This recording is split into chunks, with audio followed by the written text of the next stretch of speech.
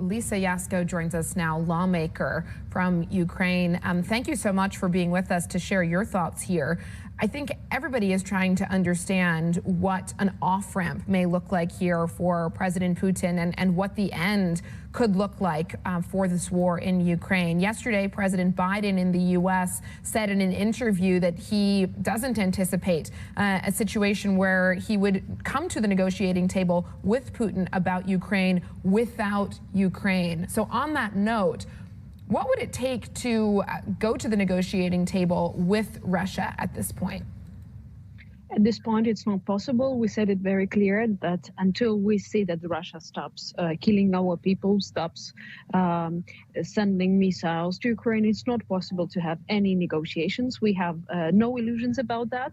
And we understand that only with the military support now we can make sure that we defend our land. This is the only way to do it. And that's why we're asking for international support and for military assistance. Because in the end of the day, this is the only thing that can stop Putin, and that's why we are so determined. And we went a long way from the moment when we actually could negotiate, but at this stage it's not possible anymore, because we understand that Putin is not going to do anything about it, because he is fighting his last final battle, and he wants to prove to all the world that he is the king of the world, and he can take as much land as he wants and as many people's lives as he wants. It's unbelievable, but it's true.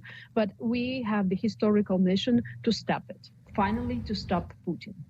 How realistic is it that President Putin would turn to tactical nuclear weapons? It's pretty realistic. We think that the likelihood is quite high. We don't want to scare anyone, but we understand that just Putin is ready to do whatever it makes for him, especially if he says that we are defending more and more of our land and we are bringing back our territories back. He is panicking, and to show his strengths and that he can destroy people's lives and towns, he can use it. He can use it, but we're asking again for the international support to make sure that it doesn't happen. We need to make sure that we have all the military support for Ukraine that will defend Ukraine. On the international support front, the G7 put out a statement yesterday saying we will continue to provide financial, humanitarian, military, diplomatic, and legal support, and will stand firmly with Ukraine for as long as it takes. Does this statement go far enough?